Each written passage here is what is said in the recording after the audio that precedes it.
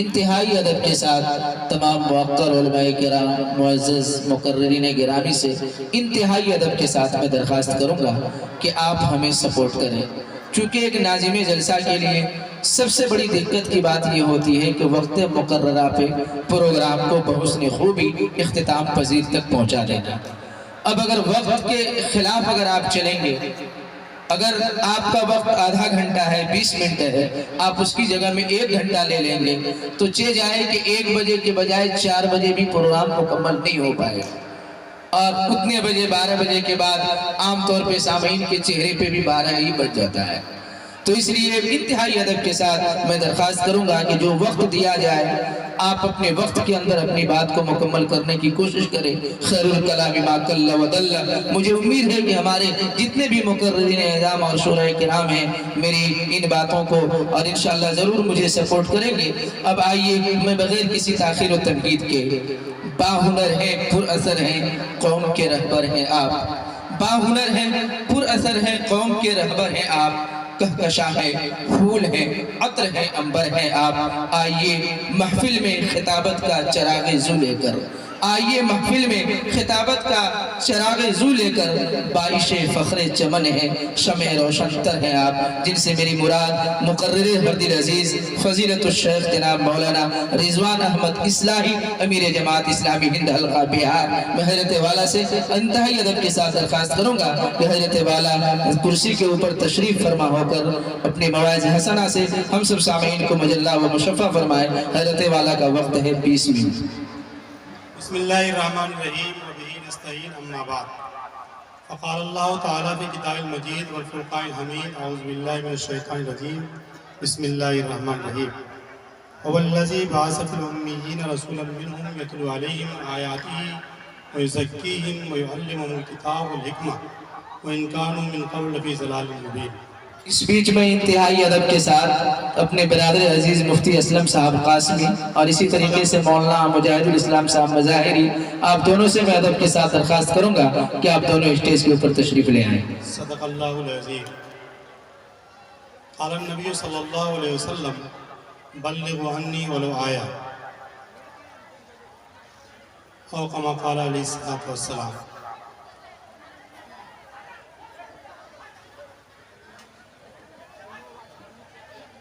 ہم اللہ تعالیٰ کا بے حد شکر بجا لاتے ہیں کہ اللہ تعالیٰ نے آپ سے ملاقات کا یہ موقع عنایت فرمایا۔ ساتھ ہی ساتھ ہم جلسہ کے منتظمین بطور خاص درسگاہ کے ذمہ داران کا شکریہ ادا کرتے ہیں، ان کا ممنون اور مشکور ہیں کہ انہوں نے یہ موقع ہمارے لیے عنایت فرمایا۔ یہاں جو علماء کرام ذمہ داران تشریف فرما ہے، سب کا نام لیا جائے تو وقت ضائع ہوگا۔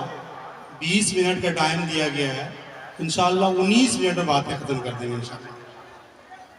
ہم بصدر احترام صدر مجلس محترم نیر الزمان صاحب اور درسگاہ کے دیگر جو ذمہ داران ہیں، معاونین ہیں، ان لوگوں کا بطور خاص ہم شکریہ ادا کرتے ہیں کہ انہوں نے مجھے یہاں آنے کا ایک موقع عنایت فرمایا، اور میرا نام مقررین کی فہرست میں رکھا۔ یہ وضاحت بھی کر دوں کہ ہم مقرر نہیں ہیں، ہم گفتگو کرتے ہیں، باتیں کرتے ہیں، آپ سے تھوڑی دیر بات کریں گے۔ مقررین تو یہاں موجود ہیں، ان کے خطاب سے آپ فائدہ اٹھائیں گے۔ چند باتیں جو آپ کے گوش گزار کرنے ہیں، ان میں سے ایک بات تو یہ ہے کہ قرآن مجید میں کہا گیا فَمَنْ يَمْشِي مُكِبًّا عَلَى وَجْهِهِ أَهْدَىٰ أَمَّنْ يَمْشِي سَوِيًّا عَلَى صِرَاطٍ مُسْتَقِيمٍ۔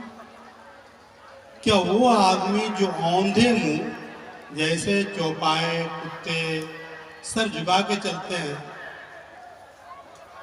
اگر چلے تو وہ زیادہ بہتر منزل مقصود پہنچے گا، اپنے مقام پر پہنچے گا، یا وہ آدمی جو سر اٹھا کر کے دائیں بائیں آگے پیچھے دیکھتے ہوئے چلتا ہے، وہ زیادہ منزل مقصود پہنچے گا؟ قرآن کا یہ اچھوتا سوال ہے، جواب نہیں دیا گیا ہے، جواب آپ خود جانتے ہیں، اتنا آسان سوال قرآن نے رکھا ہے کہ ہر آدمی اس کو سمجھ سکتا ہے۔ لہٰذا حالات کیا ہیں، وقت کیا ہے، ساری نزاکتوں کو، ساری چیزوں کو ہم سے زیادہ آپ سمجھتے ہیں۔ یہاں اسٹیج پر تشریف فرما ہمارے علماء کرام، بزرگان دین، ذمہ داران اس بات کو سمجھتے ہیں۔ اس وقت پوری دنیا میں اسلام اور مسلمانوں کے خلاف ایک پروپیگنڈا ہے، ایک نفرت، تعصب گھرنا ہے۔ آپ اس کا احساس ہے یا نہیں ہے مجھے نہیں معلوم، لیکن چونکہ اب تو سوشل میڈیا اور یہ موبائل کا دور ہے، ہر آدمی موبائل میں دیکھ رہا ہے کتنی نفرت پائی جاتی ہے۔ اسلام اور مسلمانوں کے خلاف جو منفی رجحانات پائے جاتے ہیں، اس کا آیا کوئی حل ہے ہمارے پاس یا نہیں ہے؟ اگر اس کا ہم نے وقت رہتے ہوئے حل نہیں نکالا، یہ آپ کی درسگاہ، یہ آپ کے مدارس، یہ آپ کے مساجد، یہ باقی نہیں رہیں گے۔ اور اس ملک میں ایسا ہو رہا ہے، بلڈوزر چل رہے ہیں مدارس کے اوپر، اسکولوں کے اوپر، مساجد کے اوپر، مسلمانوں کے گاڑی کمائی سے بنائے ہوئے گھروں کے اوپر، ایسا آپ دیکھ رہے ہوں گے۔ تو اس کا کوئی حل ہے، دیکھنا چاہیے۔ دوسری بات یہ ہے کہ مسلمانوں کا جو وزن ہے، جو وقت ہے، یہ اتنا کم ہو چکا ہے۔ ایک زمانہ وہ تھا جب مسلمانوں سے لوگ لرزتے تھے، ڈرتے تھے، مرعوب ہوتے تھے۔ آج مسلمانوں کا کوئی وزن نہیں ہے۔ کیا وزن بڑھانے کا کوئی پیمانہ ہے، کوئی طریقہ ہے؟ ہم بڑھا سکتے ہیں۔ تیسری بات یہ ہے کہ مسلمانوں کا جو معاشی اور تعلیمی صورتحال ہے، وہ نہایت ہی ناگفتہ بے ہے، جس کی وجہ سے ہمیں زمانے کی جو ترقی ہے، دوڑ ہے، اس میں ہم بہت پیچھے ہیں۔ ایک چوتھی بات یہ ہے کہ مسلمانوں کا جو آپس کے تعلقات ہیں، مسلمانوں کا جو صف ہے، اس میں غیر معمولی انتشار ہے، خلفشار ہے۔ اس کا کوئی عالمی پیمانے پر بھی ہے، ملکی پیمانے پر بھی ہے، علاقے میں بھی، گھر میں بھی، محلے میں بھی ہے۔ اس کا کوئی حل قرآن حدیث میں بیان کیا گیا ہے یا نہیں کیا گیا ہے؟ اگر حل ہے تو ہمیں کیا کرنا چاہیے؟ ایک بڑی آبادی، جتنی آبادی مردوں کی ہے اتنی آبادی خواتین کی ہوتی ہے، کم و بیشتر ریاستوں میں، کم از کم بہار میں تو ایسا ہے الحمدللہ، دوسری ریاستوں میں کم ہے۔ تو آخر ان خواتین کی اتنی ہی سی ذمہ داری ہے کہ وہ امور خانہ داری کریں، کھانا بنائیں، بچوں کی پالن پوشن کا کام کریں، یا اور بھی کچھ ذمہ داریاں ہیں۔ ایک چوتھی بات یہ ہے، ایک آخری بات یہ ہے کہ یہ جو مسلمانوں کی جو داخلی صورتحال ہے، داخلی صورتحال سے مراد یہ ہے کہ مسلمانوں کے جو اندرونی صورتحال ہے، ان کی نماز کی صورتحال، ابھی زکوٰۃ کی صورتحال بتائی جا رہی تھی، اخلاق کی صورتحال، کردار کی صورتحال، کیریکٹر کی صورتحال، کیا یہ اطمینان بخش ہے؟ اگر بخش ہے تو ٹھیک ہے، نہیں بخش ہے تو اس کو بہتر بنانے کی کیا شکل ہو سکتی ہے؟ یہ چند باتیں ہم کہنا چاہیں گے۔ قرآن مجید میں کہا گیا ہے کہ نحن اولیاؤکم فی الحیات الدنیا وفی الآخرہ۔ مسلمانوں کے تعلق سے اللہ تعالیٰ نے فرمایا کہ ہم دنیا میں بھی تمہارے، دنیا میں بھی تمہارے دوست ہیں، ولی ہیں، اور آخرت میں بھی تمہارے دوست ہیں، ولی ہیں۔ آخر اللہ کے دوست اور ولی کے ساتھ آج پوری دنیا میں یہ کیوں ہو رہا ہے؟ معاشی اعتبار سے یہ پریشان، تعلیمی اعتبار سے یہ ناخواندہ، ساری دنیا کی نظر بد ان پر لگی ہوئی ہے، اور ہر طرح کے مصائب اور آلام سے یہ مسلمان دو چار ہے۔ آخر یہ وجہ کیا ہے؟ کبھی آپ نے غور کیا؟ اگر غور نہیں کیا تو آج تھوڑی دیر کے لیے ہم چاہتے ہیں کہ آپ اس پر غور کریں، چونکہ وقت نہیں ہے کہ بہت ساری باتیں آپ کے سامنے رکھی جائیں۔ تو بہرحال یہ ہے کہ مسلمانوں کے جو صورتحال ہے، داخلی اور خارجی، یہ صورتحال مسلمانوں کی ترقی کے راہ میں رکاوٹ ہے، اور یہ صورتحال جب تک نہیں بدلے گی، آپ ترقی کے دوڑ میں ایک قدم بھی آگے نہیں جا سکتے۔ مثلا آپ نے قطر میں رہ کر کے، دبئی میں رہ کر کے، سعودی میں رہ کر کے، یا نوکری کر کے، بزنس کر کے، ایک بلڈنگ آپ نے تعمیر کی 25 سال 50 سال کی محنت پر، کوئی بلڈوزر آیا اس پر چل گیا، تب آپ کیا کریں گے؟ اس کا کیا حل ہے؟ تو بہرحال اس کا حل ڈھونڈنا پڑے گا. ایک حل تو یہ ہے، یہ جو ہمارے خلاف جو نفرت کا ماحول ہے، یہ جو تعصب کا ماحول ہے، یہ جو مسلمانوں پر نظر بد ہے، مسلمانوں کو جو ترچھی نظر سے دیکھی جاتی ہے، اس کا بھی علاج مسلمانوں کو کرنا ہوگا. اس کا ایک ہی علاج ہے، جو مسلمانوں کے خلاف، اسلام کے خلاف جو رائے عامہ منفی ہے، اس رائے عامہ کو مثبت بنانا ہے. مسلمانوں کے خلاف جو رائے عامہ پائی جا رہی ہے، اس رائے عامہ کو پازیٹیو بنانا ہے، پبلک اوپینین کو بدلنا ہے. مثلا ایک زمانہ تھا جب مسلمانوں کے تعلق سے کہا جاتا تھا یہ مسلمان دکاندار ہے، یہ جھوٹ نہیں بول سکتا، یہ مسلمان جا رہے ہیں ان سے پوچھ لو یہ صحیح راستہ بتائے گا، یہ مسلمان ہے بےمانی نہیں کر سکتا، یہ مسلمان ہے ان کے پاس امانت رکھ دو کبھی خیانت نہیں ہوگی، یہ باتیں. لیکن آج ہمارے تعلق سے اوپینین بالکل بدل چکا ہے. اگر مسلمان دکاندار ہے تو وہ جھوٹ بول رہا ہوگا، اگر مسلمان آفیسر ہے تو رشوت لے رہا ہوگا، اگر مسلمان کوئی ذمہ دار ہے تو وہ غلط کر رہا ہوگا. یہ اوپینین ہم کو بدلنا ہوگا اپنے اخلاق سے، کردار سے، کیریکٹر سے، اور پھر دیکھیے حالات بدل جائیں گے. بہت ہی آسان ہے ایسے ادارے چلانا، ابھی بہت ہی آسان ہے اس طرح کی ترقی کے دور میں آگے بڑھنا. رسول اللہ صلی اللہ علیہ وسلم کے زمانے میں کہا جاتا ہے کہ 9 مساجد تعمیر ہو گئی تھی، اور تمام کے تمام 9 مساجد میں مدینے میں تعلیم کا، تربیت کا نظم کیا گیا تھا. ایک مرتبہ سعد بن عبادہ رضی اللہ تعالیٰ عنہ نے صفہ کے طالب علموں کو دعوت کی، اس میں 80 لوگ ان کے گھر کھانے کے لیے گئے تھے. ریزیڈنشیل یونیورسٹی قائم ہو چکی تھی اس وقت. آج مسلمان تعلیمی اعتبار سے پسماندہ ہے. رسول اللہ صلی اللہ علیہ وسلم نے جو تعلیمی اسکیم چلائی تھی کہ غزوہ بدر کے پوچھیے علماء کرام بیٹھے ہوئے ہیں، قیدیوں کی رہائی کے لیے آج فلسطینیوں نے، حماس والوں نے جو قیدی بندھک بنا رکھے ہیں ان کی رہائی کے لیے جو مطالبے کر رہے ہیں، اسی طرح سے رسول اللہ صلی اللہ علیہ وسلم نے کہا تھا ہم تمہارے قیدیوں کو چھوڑیں گے، ایک قیدی کو چھوڑنے کے لیے ہمارے 10 آدمی کو، 10 بچوں کو تم پڑھاؤ. گویا رسول اللہ صلی اللہ علیہ وسلم نے اس وقت تعلیمی اسکیم چلائی تھی. آپ صلی اللہ علیہ وسلم نے فرمایا تھا اگر کسی کو، نوجوان کو مہر ادا کرنے کے لیے پیسے نہیں ہیں وہ قرآن کی صورتیں سکھا دیں. لیکن آج وہ ملت تعلیم سے اس قدر پیچھے ہے. جس ملت کا، جس قرآن کا، جس ملت کی اٹھان تربیت جو ہے، پہلا لفظ اقرا سے ہی شروع ہوا، پہلی ہدایت ان کو یہی دی گئی، وہی ملت جو ہے تعلیمی اعتبار سے اتنے پسماندہ ہے. تو آخر پانی کہاں مر رہا ہے دیکھنا ہوگا. پوچھئے سورہ نمل میں واقعہ نقل کیا گیا ہے. حضرت سلیمان علیہ السلام کو ملکہ سبا کا تخت لانا تھا، تو ملکہ سبا کے تخت لانے کے لیے درباریوں سے کہا کون لائے گا، کتنی جلدی لائے گا. ایک شخص ایک اٹھا مجلس سے کہا ہم لائیں گے، اور آپ اپنے مقام سے کھڑے اٹھنے سے پہلے لا کر رکھ دیں. اس کا نام عفریت تھا، وہ جنوں میں سے تھا. لیکن قرآن نے وہی پر کہا ایک آدمی تھا اندہ علم من الکتاب، جن کے پاس الکتاب کا علم تھا، انہوں نے کہا کہ پلک جھپکتے ہوئے لا کر رکھ دوں گا، اور پلک جھپکتے ہوئے لا کر رکھ دیا. یہ الکتاب کا علم جس امت کے پاس ہو، وہ تو جس کرسی کو چاہیں، اقتدار کی، وزارت عظمیٰ کی، صدارت کی، اقوام متحدہ کی، وہ کرسیوں کو لا کر رکھ دے گا وہ. تو آخر ہماری پانی کہاں مر رہا ہے. ہمارے علماء کرام کو بھی غور کرنے کی ضرورت ہے، ذمہ داران کو غور کرنے کی ضرورت ہے کہ آخر کیا صورتحال ہے، کیوں ایسا ہو رہا ہے.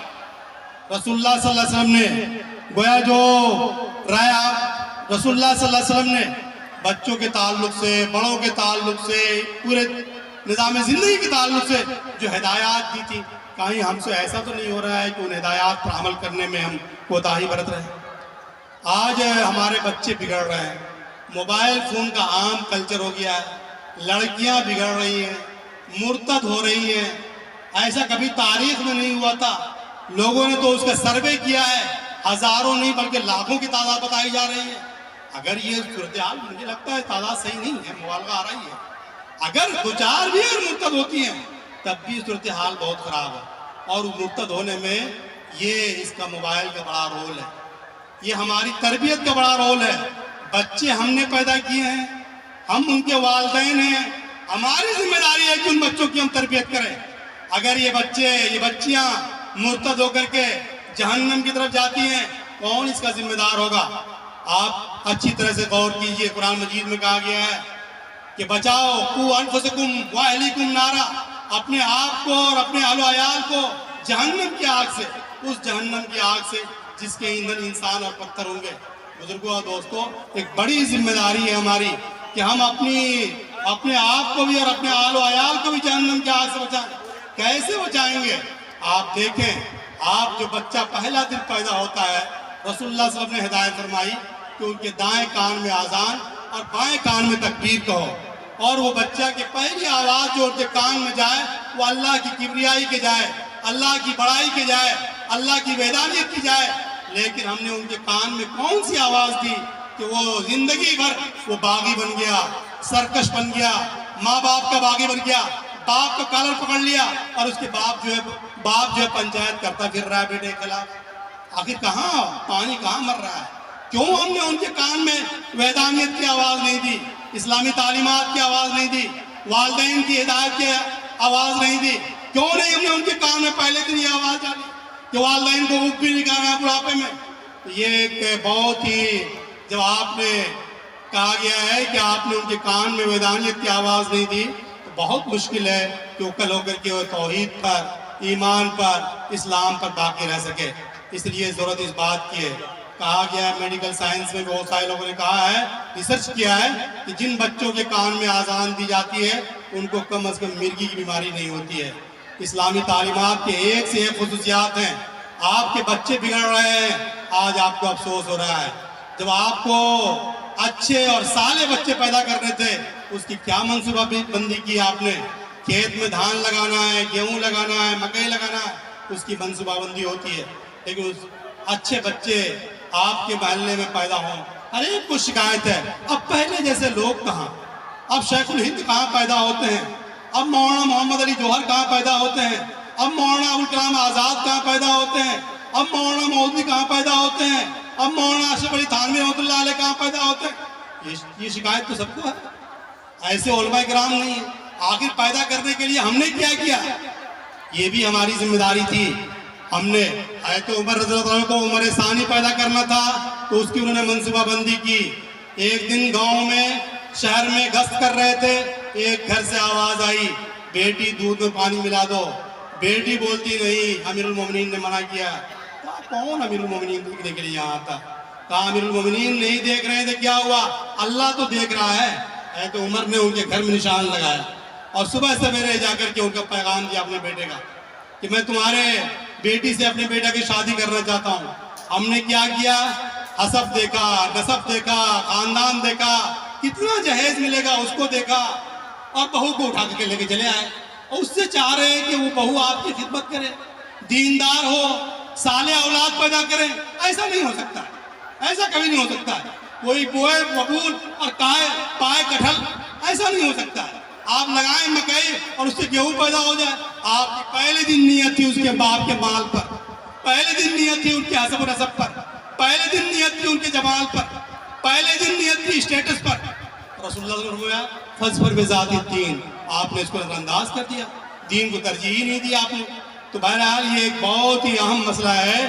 تو آپ کو اگر عمر ثانی پیدا کرنا ہے، آپ کو پھر ایسے علماء کرام پیدا کرنا ہے، ایسے قائدین پیدا کرنے ہیں، تو ایسی منصوبہ بندی کرنی پڑے گی، تب جا کر کے ہم صورتحال کو بدل سکیں گے۔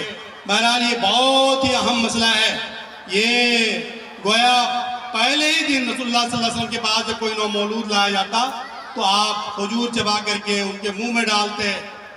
لیکن ہمارے یہاں اب تو بچے ہاسپٹل میں پیدا ہوتے ہیں، جو مل گیا پاک ناپاک جائز ناجائز وہ خوراک ان کے منہ میں ڈال دیا جاتا ہے، اور اس سے آپ چاہ رہے ہیں کہ وہ حلال کام کرے، وہ اچھے اچھے فتوے دیں، اچھی اچھی تقریر کریں، وہ ڈاکٹر بنے تو کڈنی چوری نہ کریں، رشوت آفیسر بنے تو رشوت نہ لیں۔ ایسا کیسے ہو سکتا ہے؟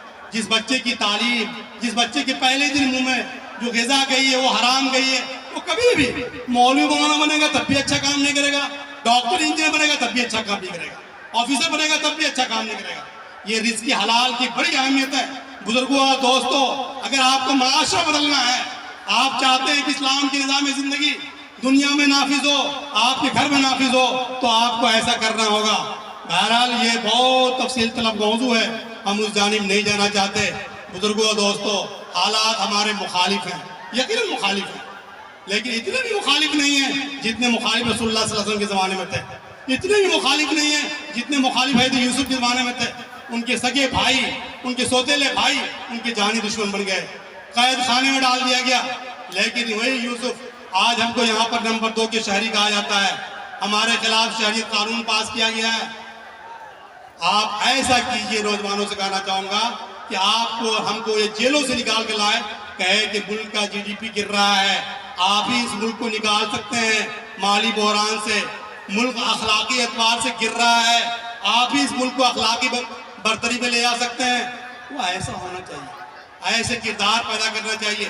یوسف علیہ السلام صرف اپنے کردار کی وجہ سے، کیریکٹر کی وجہ سے وہ مصر کے جیل سے نکل کر کے، قید خانے سے نکل کر کے وہ بادشاہت کے تخت پر پہنچ گئے تھے. آج ہمارے پاس کیریکٹر لیس، کردار لیس اساتذہ کرام، کردار لیس سماجی کارکنان، کردار لیس پولیٹیکل لیڈر، کردار لیس سماج کے اگر والدین ہیں تو ہم اچھے کام نہیں کر سکتے. رسول اللہ صلی اللہ علیہ وسلم کے تعلق سے یہ واقعہ بہت مشہور ہے. وقت ہو جائے گا بتا دیجیے گا، اشارہ کر دیجیے گا. رسول اللہ صلی اللہ علیہ وسلم کے تعلق سے یہ بات بہت مشہور ہے.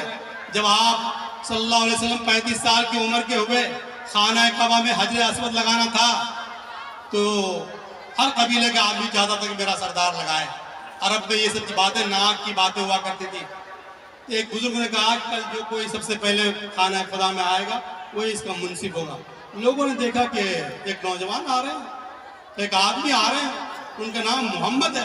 تو لوگوں نے کیا کہا، ہاذا محمد رضینا و حاضر امین، یہ محمد ہے، ہم لوگ راضی ہیں، خوش ہیں، یہ جو فیصلہ کریں گے وہی مبنی پر انصاف ہوگا. اور آج صورتحال کیا ہے؟ آج صورتحال کیا ہے؟ گاؤں میں، سماج میں کوئی پنچایت ہو جائے، کوئی مسلمان MLA آ جائے، MP آ جائے، مکھیا آ جائے، سرپنچ آ جائے، لوگ کہتے ہیں وہ دیکھیے ایک کپ چائے پینے والا نیتا آ رہا ہے، پورا پنچ کو یہ پنچایت کو کھا جائے گا یہ ایک کپ چائے میں. یہ بہت ہی افسوس کی بات ہے.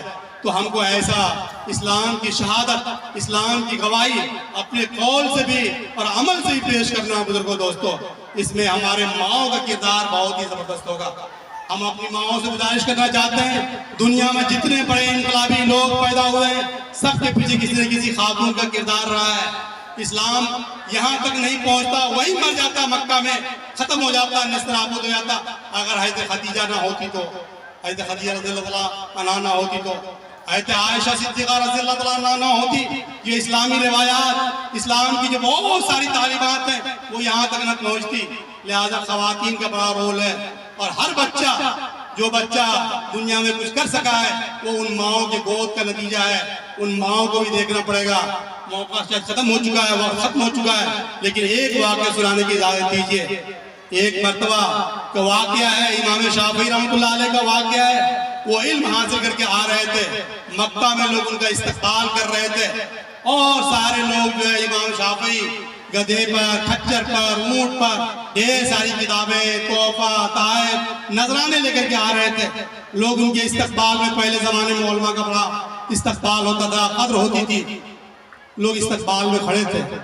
لوگوں نے امام شافعی رحمۃ اللہ علیہ نے دیکھا کہ سب لوگ ہیں استقبال کے لیے کھڑے ہیں، سب لوگ خوش ہیں، لیکن میری ماں نظر نہیں آ رہی. ایک دور درخت کے کنارے، درخت کے آڑ میں چھپی ہوئی تھی ایک خاتون. ان کو بلایا گیا، کہا کہ ماں آپ کو کیا تکلیف ہے؟ سب لوگ خوش ہیں، مطمئن ہیں، اور آپ کو کیا معاملہ ہے؟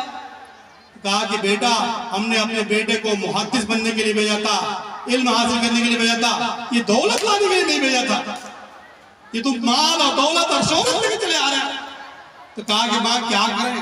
کہا کہ یہ جو دولت ہے، خزانے ہیں، پیسے ہیں، سب غریبوں کو بانٹ دیا. ایک اونٹ پر وہ سوار ہوئے، دوسرے اونٹ پر امام شافعی کی والدہ سوار ہوئے اور چلے. کوڑا گڈھا گر گیا تھا، کسی غلام نے کسی نے اٹھا کر دیا تو ان کو پھر 1-2 ریال نکال کر کے دے دیا. کہا کہ بیٹے کیا کیا؟ کہا کہ پیسے دے دیا. کہا اور پیسے ہے کیا؟ کہا ابھی تو ملک شام بہت دور ہے نا، کچھ پیسے رکھ لیا. کہا کہ اتنا قرآن پڑھا، اتنی حدیث پڑھی، اتنا فقہ پڑھا، اور اللہ کو اتنا بھروسہ نہیں کہ تم کو ملک شام تک پہنچا دے گا، پیسے کا بھروسہ ہے. امام شافعی رحمۃ اللہ کہتے ہیں، مائیں نوٹ فرما لیں، خدا کی قسم میں نے بڑے بڑے محدث سے، بڑے بڑے مفسر سے تعلیم حاصل کی ہے، جو تعلیم اس ماں نے دی ہے وہ تعلیم کسی اور نے نہیں دی ہے. تو ہماری ماؤں کو ایسا کردار ادا کرنا پڑے گا. بزرگوں دوستوں، ہمارے پاس اسلام کی بہترین تعلیمات موجود ہیں، بہترین کتابیں موجود ہیں، بہترین ہدایات موجود ہیں، سب کچھ موجود ہے، لیکن پھر بھی دنیا والے اسلام سے نفرت کر رہے ہیں، گھرنا کر رہے ہیں، تعصب کر رہے ہیں. ہم کو اس کا متبادل، اس کا حل ڈھونڈنا پڑے گا. شاید میرا وقت ختم ہو چکا ہے، اگر اجازت ہو تو ایک واقعہ سنا کر کے ختم کر دیتے ہیں. مولانا روم کی حکایتیں بہت مشہور پہلے کرام سنایا کرتے تھے، اب نہیں سنایا جاتا ہے. مولانا روم نے ایک حکایت سنائی، کہا کہ ایک آدمی کو، کسان کو، غریب آدمی کو ایک ہیرا ملا، ہیرا چلتے ہوئے، اور اس نے لوگوں کو، سونار کو، ماہرین کو دکھایا تو کہا کہ یہ ہیرا تو بہت ہی قیمتی ہے، اس کا بہت قیمت تم کو ملے گی. وہ خبر بادشاہ سلامت تک پہنچی. بادشاہ کو دل آ گیا اس ہیرے پر، اور اس نے کہا کہ مجھے تو یہ ہیرا چاہیے. اپنے وزیر کو بلایا اور ہدایت دی وہ ہیرا ہم کو حاصل کرنا. وزیر نے کہا بادشاہ سلامت، اگر ہم پوری مملکت بھی، پورا خزانہ بھی ان کو دے دیں تب بھی اس کی قیمت ادا نہیں ہوگی. بادشاہ نے کہا کہ مجھے تو چاہیے. وزیر بڑا ذہین ہوا کرتا تھا، آج کا IAS جس طرح سے ہوتا ہے اسی طرح سے ہوتا. اس نے جا کر کے اس شخص سے ملاقات کی، کہا کہ یہ ہیرا بادشاہ سلامت کو دے دو، اس کے بدلے میں جو چاہو تم لے لو، پورا خزانہ تمہارے لیے. شاہی دربار کھول دیا جائے گا. کل صبح میں تم آؤ، سورج نکلنے سے پہلے پہلے اور سورج غروب ہونے سے پہلے پہلے بادشاہ سلامت کے دربار سے جتنا لے جانا چاہو سب لے جاؤ. اس بیچارے غریب کو تو نیند آئی نہیں رات بھر، انتظار کرتا رہا صبح ہونے کا. جیسے ہی صبح ہوئی وہ دربار میں پہنچ گیا. دربار میں جیسے ہی پہنچا دیکھا کہ انواع و اقسام کے کپڑے لگے ہوئے ہیں. کبھی اس کپڑے کو پہنا، کبھی شیروانی کو پہنا، کبھی پینٹ کو پہنا، کبھی کوٹ کو پہنا. یہ اچھا لگ رہا تھا، شیشے میں دیکھا. آگے بڑھا تھوڑی دور دیکھا کہ بڑا باغیچہ ہے، اس میں تھوڑا سیر تفریح کیا. آگے بڑھا تو دیکھا کہ کھانا کے انواع و اقسام قسم کے، ہزاروں قسم کی مینو لگا دیے گئے. تھوڑا یہ کھایا، تھوڑا وہ کھایا، شکم شیر ہو گیا. اور آگے بڑھا تو دیکھا کہ ایک بہت ہی نرم ملائم بستر لگے ہوئے، اور اس بستر پر تھوڑا آرام کر لیتے ہیں. سویا ذرا کھا کر کے اتنی گہری نیند آئی کہ سورج غروب ہو گیا. وہی وزیر آیا جگانے کے لیے کہ جگیے جناب، آپ کا وقت ختم ہو گیا ہے، اب نکلیے، دربار خالی کیجئے. کہا وقت ختم ہو گیا؟ ابھی تو ہم نے کچھ کیا ہی نہیں، کچھ لیا ہی نہیں. کہا وقت ختم ہو گیا. بزرگوں اور دوستو، یہ ہیرا اسلام، یہ قرآن، یہ سنت، یہ سیرت، یہ ساری چیزیں ہیرا ہے، ہیرا. آپ اس کو بانٹیے، یہ اس کی قیمت کو سمجھیے، اس کی اہمیت کو سمجھیے. ایسا نہ ہو کہ ہم کھانا کھائیں اور سوئیں اور جگہ تو اس کے بعد میرا وقت گزر چکا ہوگا. 3 قسم کے لوگ ہوتے ہیں دنیا میں، یا تو بچے ہوتے ہیں، یا جوان ہوتے ہیں، یا بوڑھے ہوتے ہیں. اور ہر آدمی بولتا ہے کہ بوڑھا کا ایک پیر اب قبر میں لٹک گیا. تو بچہ جب پیدا ہوتا ہے، اعلموا ان الحیات الدنیا لعب ولہو وزینۃ تفاخر وتکاثر بینکم فی الاموال والاولاد. ایک پودے کے معنی جوانی کے اوپر بولتا ہے، بھڑک جاتا ہے، ثم یکون حطاما، پھر وہ جو ہے ریزہ ریزہ ہو جاتا ہے. تو یہی تو دنیا کی زندگی ہے. تو آپ کیا چاہتے ہیں دنیا کی زندگی ختم ہو جائے اور آپ اور ہم سو کے گزار دیں؟ موقع ہے، وقت ہے. میری خواہش یہ ہے، میری گزارش یہ ہے کہ آپ اعلیٰ سے اعلیٰ اپنے بچوں کو تعلیم دیں. یہ بہت ضروری ہے. اور تعلیم بھی ایسی تعلیم دیں. اسلام، دور اسلام کو، اسلام سے پہلے کے دور کو دور جاہلیت کہا جاتا ہے. تو اس تعلیم میں الکتاب کی تعلیم شامل ہو، اسلام کی تعلیم شامل ہو. جہالت کی ضد ہے ایک طرح سے تعلیم. لہذا تعلیم حاصل کرنے کے بعد کوئی آدمی فتنہ پھیلائے، کوئی آدمی لڑائی لگائے، کوئی آدمی ڈاکٹر بننے کے بعد کڈنی چوری کرے، کوئی آفیسر بننے کے بعد رشوت لے. ایسی تعلیم نہیں. ایسی تعلیم جو آپ کو، آپ کے سماج کو، ہمارے سماج کو، ہمارے معاشرے کو بدل دے. یہی تعلیمی اداروں کا اہم رول ہے. کچھ باتیں اور بھی کہانی تھی لیکن وقت ختم ہو گیا. میں تقریر کرنے سے زیادہ شکر گزار ہوں ان لوگوں کا جو سامنے بیٹھے ہوئے اس کڑاکے کی سردی کے موسم میں تقریر سننا، تقریر کرنے سے بھی شاید زیادہ ثواب مل رہا ہوگا آپ کو. بہت مشکل ہے یہ، لیکن آپ نے جو باتیں سنی ہیں چند باتیں، وہ آپ اس کو حفظ جاں بنائیے، اس کو لے کے جائیے. میں تو اس موسم میں بہت مشکل تھا میرے لیے آنا، لیکن اس ادارے کا میرے اوپر قرض ہے، اس علاقے کا میرے اوپر قرض ہے. کوئی قرض چکانے کے لیے یہاں آ گیا تھا. تقریر کرنا مقصد نہیں ہے. اگر میری ٹوٹی پھوٹی کچھ باتیں آپ کو اچھی لگی ہوں گی، اس کو آپ عملی جگہ پہنانے کی کوشش کریں گے. انہی باتوں کے ساتھ پھر منتظمین کا، لوگوں کا، ذمہ داران کا شکریہ. جزاک اللہ. وما علینا الا البلاغ. السلام علیکم ورحمۃ اللہ.